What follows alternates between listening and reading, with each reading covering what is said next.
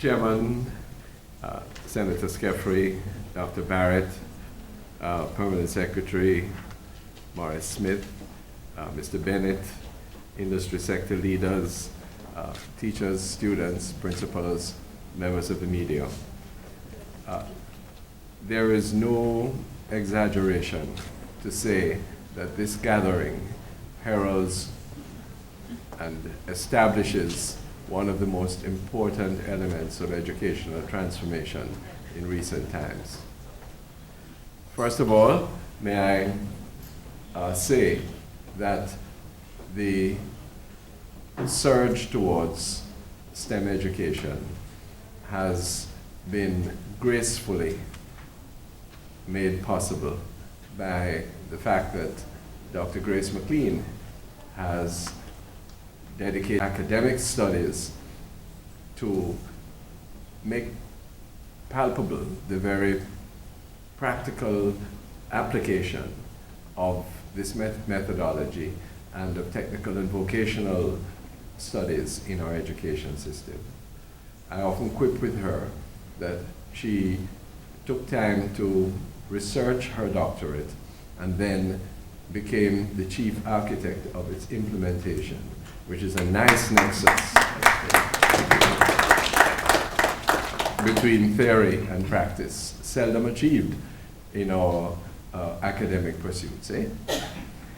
The second thing I'd like to say preliminarily is that can we take a decision now that next time we meet, it will not be STEM, but STEAM.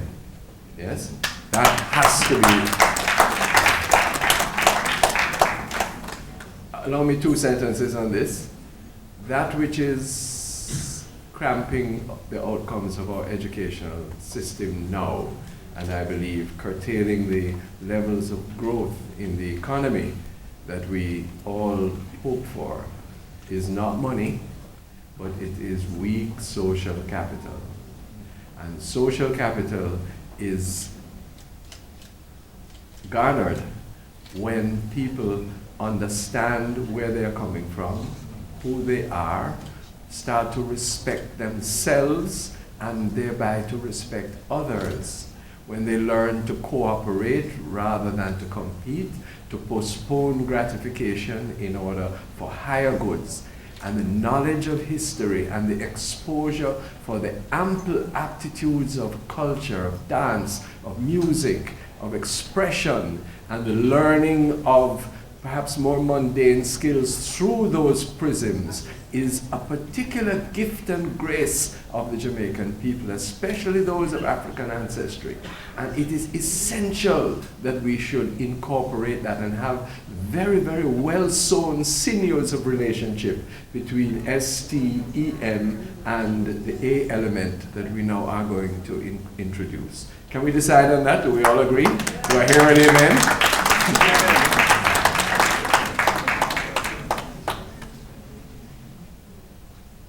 I believe that we are on the cusp of 2 important transformational changes in education which will propel our culture in new and positive directions and affect our social and economic landscape profoundly.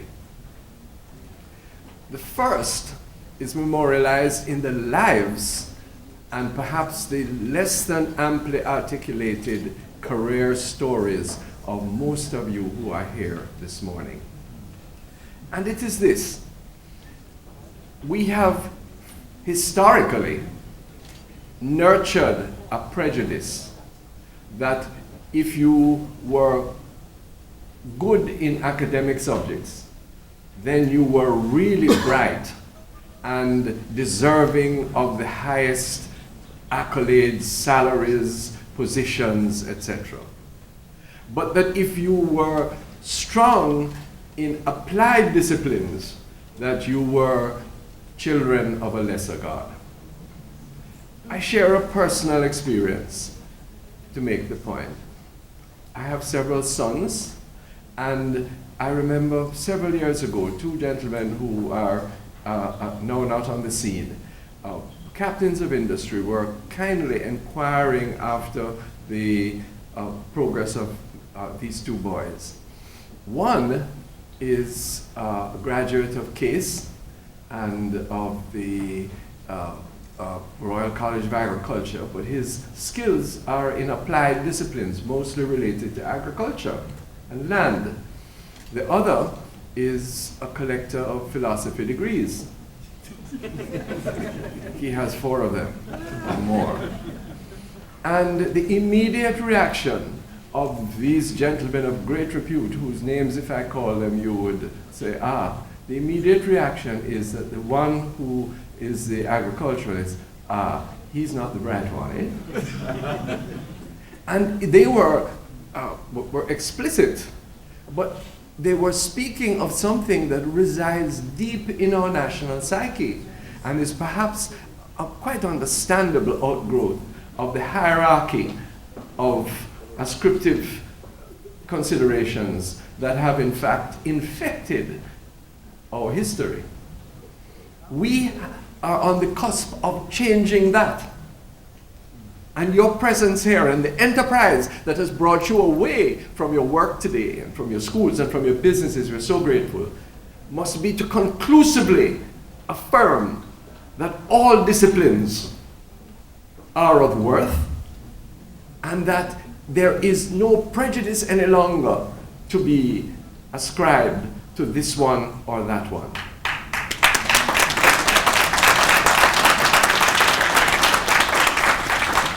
And therefore, the technical school is not a place you go because you didn't get good grades in common entrance. Yes? Or the TVET element of the high school, the HEART levels 1 and 2, which we are insisting that our students must adhere to and gain in the high school curriculum. This is not because you couldn't cut the Latin and the Greek, but rather is a worthwhile and laudable and in fact a far more practical approach to gaining those competencies and those characteristics, not just competencies, those competencies and those characteristics which are wrapped into the envelope of STEAM. Yes? This is a most important thing, you know. Sometimes it's the incoherent prejudices and assumptions of the past and of the present that keep us back in terms of our emphasis or regard for our own children. Yes? All of the impressions and prejudices that we have. That's one. The second thing is related. See if you agree with me. My little experience over the past few years has caused me to ponder how we have developed an education system which in its fundamentals is quite good and strong, is extremely well supported and endowed by the taxpayers of Jamaica. Yes? Maybe I'll say a word more on that. But which is really organized, structured on classical Oxbridge lines. Yes? We examine perpetually, don't we? And what we do is to have as the benchmarks of success or failure how many subjects you have at CSEC. Yes? Or it used to be GCE. Or perhaps there's some who are as long in the tooth as I am and remember things like school certificate and higher schools. Yes? And this has served us well. Most of us are the happy products of that. That got us into Teachers College, did it not? And into universities, etc. Some of us, not many. But we created, by those means, a hierarchy in the society which spilled over into social structure, into economic progress or the lack thereof. And we have what we have today. Whatever the merits of that, I submit to you today, and I'm really asking questions, genuine questions for your response when the time comes. I'm wondering if it's serviceable in the 21st century. And I'm saying that what we are to do now is to turn that model upside down. We have to somersault it. Yes? Thanks, Dr. Pinnock. You're the prime apostle and evangelist of this. Not to forget, follow my reasoning, not to forget or to downplay the absolute centrality of core competencies, for example, in English and in mathematics. Absolutely essential, yes?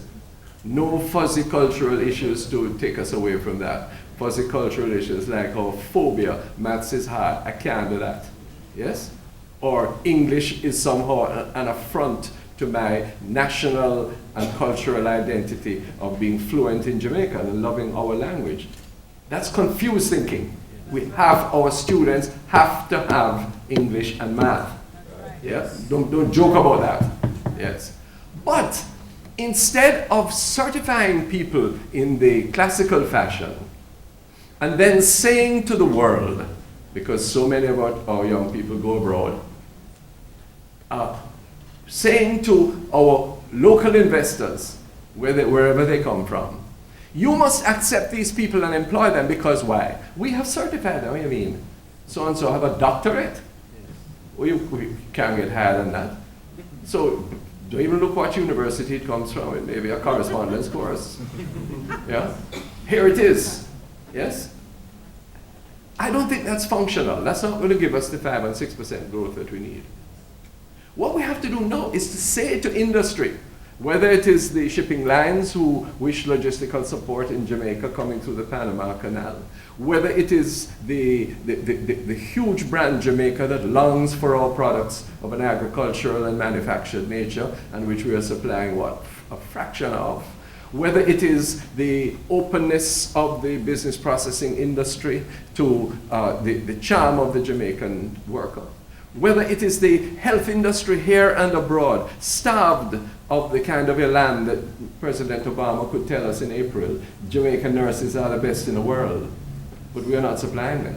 Whether it is the burgeoning hotel industry and all of its spin-offs in hospitality, which can employ and bring pedigree and prosperity to so many of our people, we have to say to them, of whatever nationality, we have to say to them, what are the skills that you need in order to make your investment profitable, in order to encourage you to understand that Jamaica has no future, which we should know already, though we don't, unless we posit ourselves as a knowledge economy and a skills economy. Never separate knowledge and skills.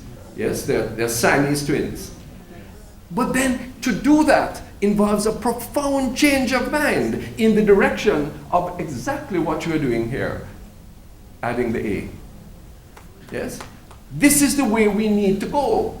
And if what I say has elicits any resonance with you, please understand that it is going to be a difficult and abrasive exercise because it's going to involve profound change in how we do things.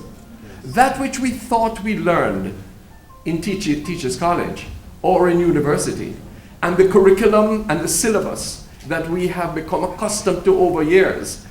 I taught in the university for a time, and one of the best things that ever happened to me, because I had the most replete set of notes that I had developed when I first began teaching. I had worked so hard getting them together in the particular courses I did. And I had used them year after year, and frankly had become settled and stayed in it. And then Gilbert happened and blew away all my notes.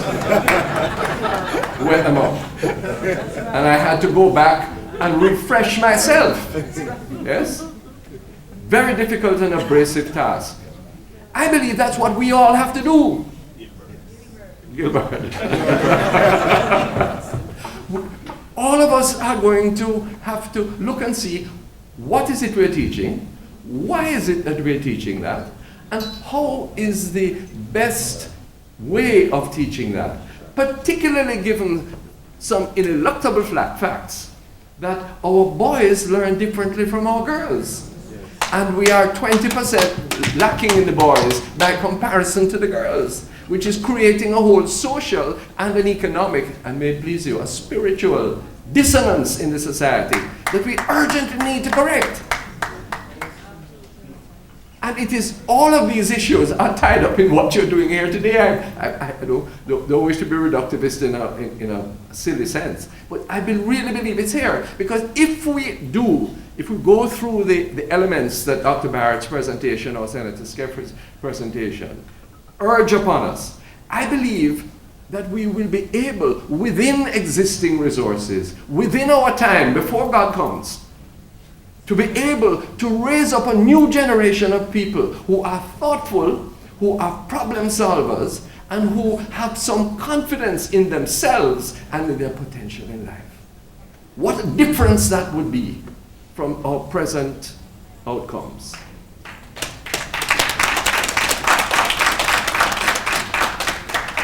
To do this, we need a partnership of the widest caliber. The government will provide some initiative.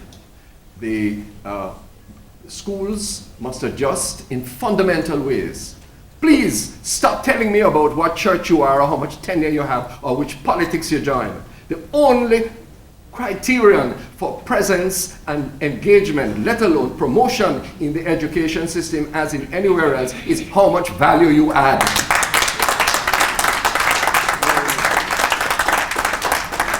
This is not the time of King John and Magna Carta, where you had an overweening monarch, yes, or an oppressive church who was likely to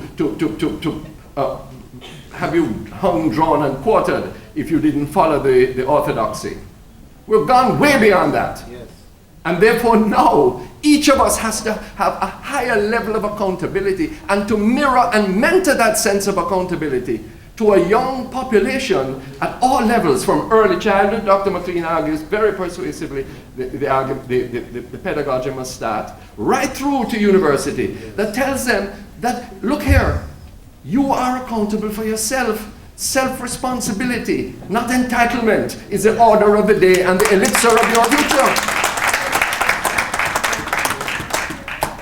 No, these are, may I say, these things are profoundly philosophical at the same time as they are absolutely practical. The partnerships then are essential, and I believe the partners, the potential partners, actual ones, are well represented here this morning. We must so craft the system that there is a seamless transition between the school and the world of work and citizenship. I never forget Philip Paulwell and I going to the BPO sector in Montego Bay, I think it was 3 years ago or so, and I asked, Yoni isn't here? Dominic, hi. I asked Yoni at the time, are our graduates from your institutions, are they measuring up to the skills that you need? Or are you having to pay, to spend time and extra money in order to train them, not just in the particularities and specificities of your own industry, but rather in general work ethics and work practices and competencies? And I expected that he might have said with fear, he might have said, well, you know, the English isn't quite up to standard. Well, he didn't say that. He said that was okay. I asked him if the manners, simple word, manners, customer service was up to scratch. And I worried a little, and the answer came, yes, they're doing well. Yes? But then he said to me that we would like a higher level of digital competency from those who are entry-level workers. And I immediately brindled, vexed. How could you say that? These people have got grade 1 at CSEC in information technology. Many of them have got grade level 2 at Hart. Some of them are associates of the University of Technology. How do you mean? Yeah. And then I thought it over, and I realized that I was profoundly wrong. Yes? What we needed to do is to find out what skills they need in order to encourage more higher order business and retrain to that, and stop our pomp and pride presumption that what we do, because it has always been done, is the right way, and because it is very inconvenient and may trouble the patterns of labor relations and our own comfort levels to change. So, you know, do let us engage today in a hearty program of listening to each other and to recognize that the world has changed, that Jamaica has to react to it.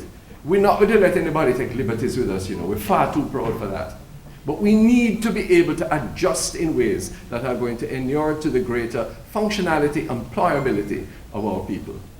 And this has to, first of all, begin as an attitude of responsiveness, not only in our early childhood cohort, but also in their parents. That was referred to by Dr. Barrett. Parents have to be engaged from the earliest thing. I rail against the popular culture that really leads so many of our students in deflections of where they really need to go in order to be purposeful and happy. Bangla girl can't help you. Yes? It really can't. And yet that is what we are feeding people. I could go on with my jejune examples. Yes? Seriously. In order that we are in a position to take advantage of the systems and of the partnerships that are already here, look at the response, the positive response of industry to this STEM initiative.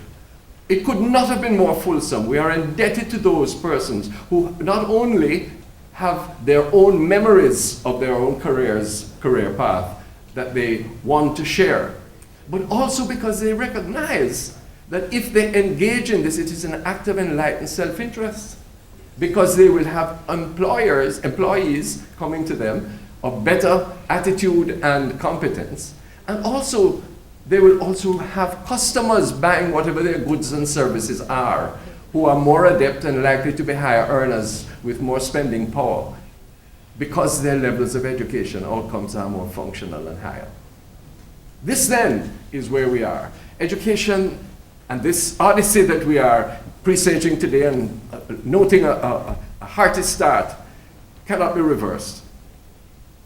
I wish to say it is not a feature of this or that political administration. What we are doing in education is far too important to be separated by orange or green. And in fact, the only high point of politics is where politics inures to and sustains and encourages human development. And that is what we are to deal with. And allow me a peripheral remark, I'll soon finish. Because, you know, sometimes the biggest tribal elements in politics are not those of us who are professional politicians, you know. It's UNO. Yeah? Please don't let us do this. Let's rise above that. And let us make sure that we move in today's proceedings towards a strong program, practically engaged, supported by the curriculum unit and the administration of the Ministry of Education, articulated with industry in a kind of relationship that is frank and open and frequent as never before, and involving all of our institutions towards the upliftment of our young people. Two tremendous advantages face us right now.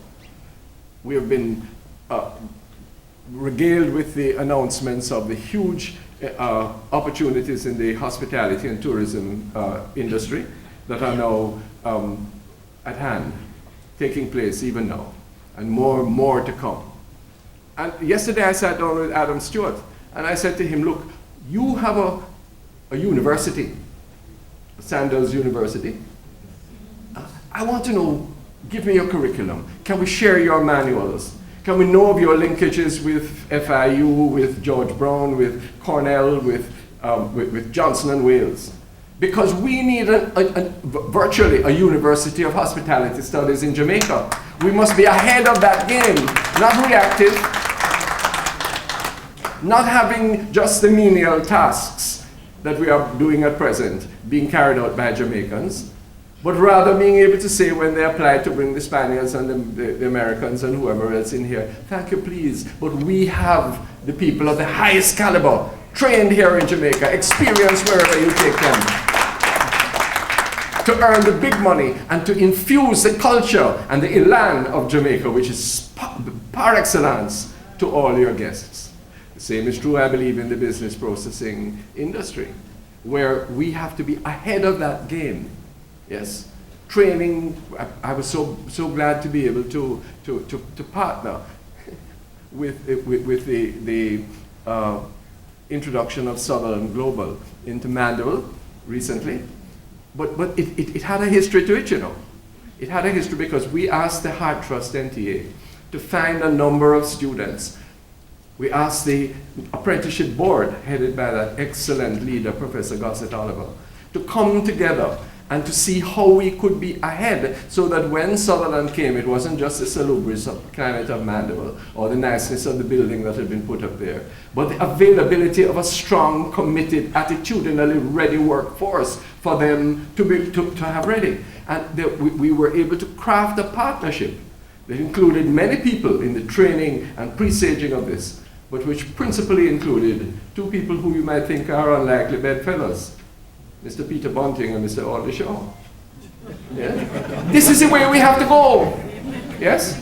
They represent people who are near there. Yes? Who are, and therefore, no ism and schism must come into this thing. And therefore, Sutherland and Mandeville is able to open with a strong representation of trained individuals who will be enculturated to their ways, but also already have strong basic training. We must do more and more of this as we go forward. Hart will provide whatever equipment is needed that the wit of our principals and board chairmen cannot do, but I am sure that we will be able to meet the necessary requirements and to go forward. I trust that all of the deliberations today and the exhibits, which I know we'll all be looking at later on, will help us to take heart and to understand that this is an important direction to take. And once again, I bespeak your continued cooperation and express the gratitude of the government for all that you have done so far. Thank you very much.